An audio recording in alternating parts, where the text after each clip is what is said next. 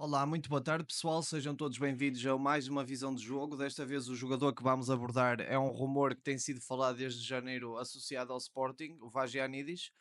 Contudo, acredito que não seja ainda uma possibilidade de negócio, porque já foram falados outros nomes, nomeadamente o Pedro Malheiro para a posição lateral direito, para o emblema leonino. E quero-vos fazer aqui um parênteses. Eu sou adepto do Futebol Clube do Porto, mas eu amo o futebol no geral, a nossa liga, os clubes todos. Eu vou fazer análise de muitos jogadores, não só os que estão associados ao Porto. E vocês que são portistas, a maior parte das pessoas que veem os meus vídeos, de momento, não fiquem tristes quando me veem a fazer uma análise de outro jogador, porque faz parte do meu trabalho e faz parte da minha paixão. Eu, no futuro, tenciono ser analista e olheiro, e quem sabe mais tarde treinador. Por isso vocês têm que entender que o meu trabalho é analisar jogadores no geral, analisar jogadores que são associados ao Porto, mas não só, associados a outros clubes.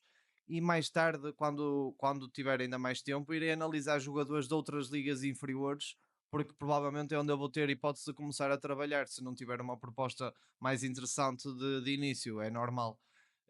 Queria agradecer também ao feedback do Gonçalves, ao do Gonçalves, porque teve bastante trabalho a fazer, a redigir o e-mail em relação à sua opinião sobre o meu conteúdo, e eu só tenho de lhe agradecer e tenho-te a dizer que absorvi todas as tuas críticas positivas e aspectos que eu tenho para melhorar, e irei fazê-lo com certeza. Vocês estão a ver aqui o background, não é? No futuro irão ver mais camisolas de outros clubes sem ser do Porto, irão ver um quadro tático magnético para também eu fazer as minhas explicações táticas em relação aos modelos de jogo, em relação a algumas nuances de jogo diferentes que uma pessoa. Eu gosto pessoalmente desses quadros magnéticos, dá para eu explicar as coisas de uma forma diferente, sem ser no computador, como o software do computador. E passamos agora para o tema do vídeo, que é a visão de jogo Vagianidis. Este jogador desiludiu muito, eu sou muito sincero. Eu pessoalmente não consigo entender como é que os olheiros do Sporting ficaram motivados por este jogador ou para contratar este jogador. Tem um perfil físico bom, tem 1,82 m, é grego, é jovem, tem margem de progressão, mas pelo que eu estive a ver, e vocês também vão conseguir acompanhar, é um jogador que tem alguns lapsos. Normalmente, eu quando faço estes vídeos tenho até alguma dificuldade em encontrar aspectos a melhorar, como por exemplo o Ivanovic ontem, é um jogador muito completo, tirando o jogo aéreo, ofensivo, é um jogador que não tem quase defeitos. Por este caso aqui, o jogador grego, o defesa lateral direito grego, é um jogador que, na minha opinião, já tem alguns aspectos a melhorar, principalmente técnico-táticos. Ele é muito bom, por exemplo, vamos passar aos pontos que ele é positivo. Ele é bom a encontrar espaços, é bom a progredir com bola e é bom se estiver a jogar em bloco baixo e no contra-ataque, porque tem uma velocidade e uma aceleração bastante aceitável e que, na minha opinião, é o seu ponto forte. Mas se estiver a jogar contra uma equipa de bloco baixo, já não tem capacidade de ir para um ofensivo, ou seja, tem esses aspectos a melhorar, um para um ofensivo, o cruzamento não tem uma técnica de cruzamento nem de perto nem mais ou menos apurada. hum, Teve zero assistências no campeonato grego para um lateral direito. Isso demonstra bem a falta de capacidade que ele tem de assistir os colegas com qualidade. E todos estes fatores levam-me a olhar e a pensar como é que um Sporting, uma equipa grande que está principalmente numa boa forma e num bom auge no futebol português, o que é que os fez olhar o que é que os fez olhar para este jogador? Na minha opinião, não era uma contratação boa nem para o Sporting, nem para o Porto, nem para o Benfica, porque apresenta muitos lapsos e coisas que ainda tem que melhorar. E uma equipa que quer contratar um jogador para ser lateral titular não pode ter estes lapsos todos ofensivos, principalmente porquê? Porque tanto o Porto como o Benfica como o Sporting têm a maior parte do jogo, do controle do jogo, ou seja, na Liga Nós, 80% dos jogos, o Porto, o Benfica e o Sporting estão constantemente a atacar. Então o lateral tem que ter armas ofensivas de maneira a ajudar a desequilibrar os blocos baixos, seja um para um ofensivo, seja os cruzamentos, etc, etc, etc. Vamos passar então para o vídeo para vocês verem. O vídeo até ficou bastante mais curto do que o normal, porque mesmo nas ações dos últimos 5 jogos eu consegui destacar muitas poucas coisas, mas vocês reparem bem aqui, quando ele tem espaço nas costas da defesa, ele consegue utilizar a sua aceleração explosiva e velocidade e fazer a diferença. Em termos defensivos, ele é bastante consistente, pronto, tipo, não compromete em nada a equipa e tem um para um defensivo bastante bom até. Só que lá está, para uma equipa grande isso é bastante curto. Reparem bem aqui, identificação do espaço, ele vê que tinha espaço para progredir e para dar largura e profundidade à sua equipa e utilizou o espaço para conseguir dar isso mesmo. Aqui cruzou e o colega não conseguiu fazer o golo.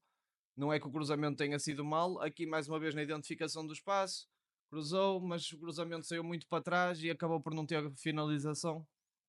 Aqui demonstra a sua bravura e em termos defensivos ele pareceu-me ser bastante competente, até porque até para 1,82 m, para a idade que tem e tudo mais, para a posição, é bastante bom.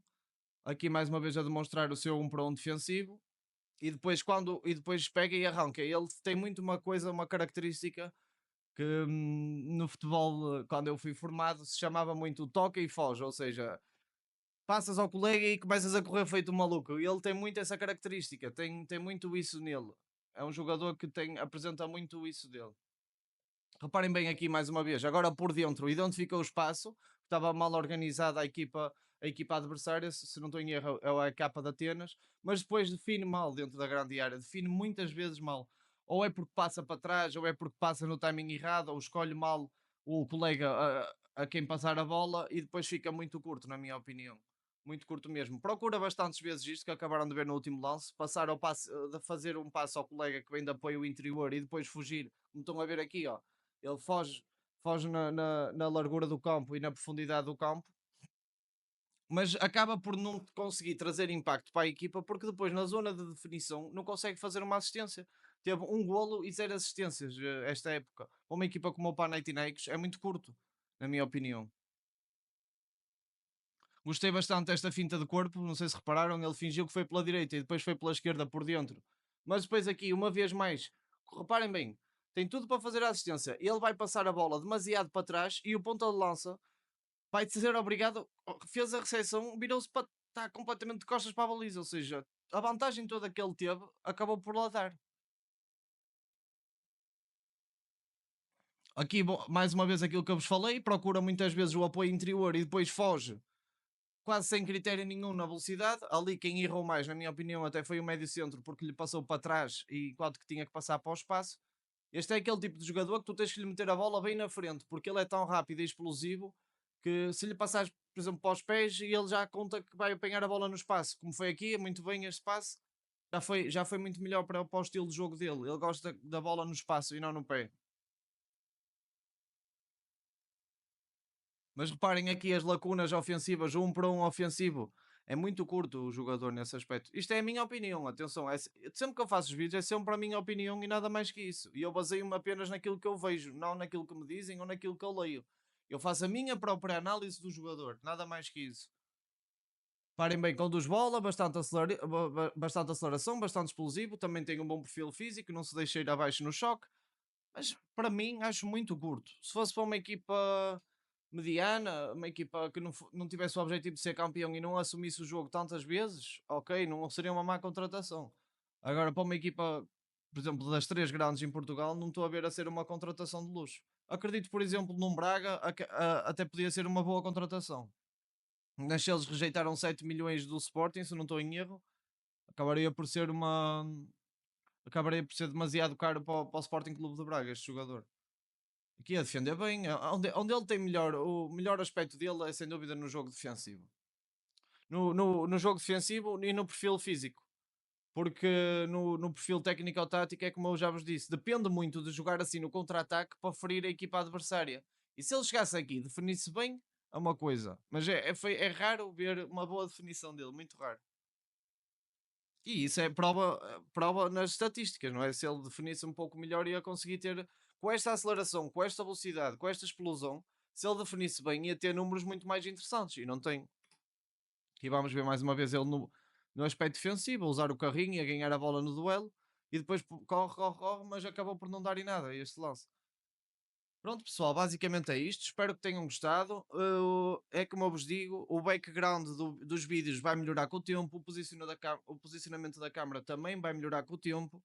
A própria qualidade do conteúdo e das análises vai melhorar com o tempo, porque eu já tirei um curso da PFSA, Identificação de Talento no Futebol, nível um, mas quando tiver tempo livre agora em agosto e tudo mais, irei tirar cursos, mais cursos para juntar à minha bagagem e para vos conseguir trazer ainda mais qualidade nas minhas análises, porque eu tenho muita experiência como jogador, joguei 10 anos e tenho experiência em ver futebol e em analisar o futebol, a tática do futebol desde que nasci quase, desde que tenho consciência que sempre olhei para o aspecto tático do futebol. O meu pai até me chamava chato por causa disso. Mas eu sempre gostei de ser assim. Agora, quanto mais conhecimento eu tiver, mais qualidade eu vou conseguir trazer para o conteúdo. E estas pequenas coisas, como o posicionamento da câmara, o background, etc., vai melhorando com o tempo. Isso eu posso vos prometer. E é isso, pessoal. Agradecer ao meu grande amigo Rodrigo Marques e Silva. Sigam-no no Twitter uma vez mais, porque sem ele eu não conseguiria ter acesso a estas ações do jogador e iria-me complicar imenso a fazer este trabalho. Portanto, por favor, sigam-no. Ele também faz análises espetaculares, não fazem vídeo nem nada, mas postam umas fotos e postam umas coisas e trabalha também como scouting. Então sigam-no porque ele é um rapaz espetacular. Grande abraço e obrigado por verem mais um vídeo. Comentem, deixem a vossa opinião acerca do jogador, acerca do vídeo e acerca do conteúdo. Um grande abraço mais uma vez. Fiquem bem, pessoal. Um resto de um bom fim de semana. Ainda não é fim de semana, mas está quase.